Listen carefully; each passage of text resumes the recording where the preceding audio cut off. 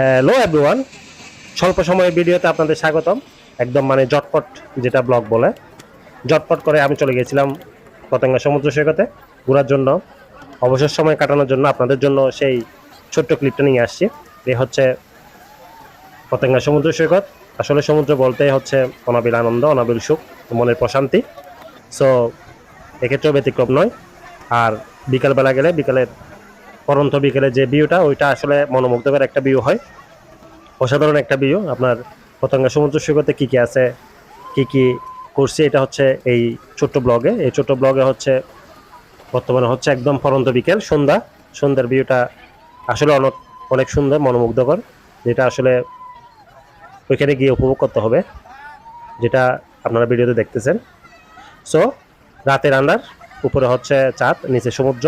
ভিউটা আসলেই মনোমুগ্ধকর, এনজয় করার মতো একটা ভিউ। আমিও একটু এনজয়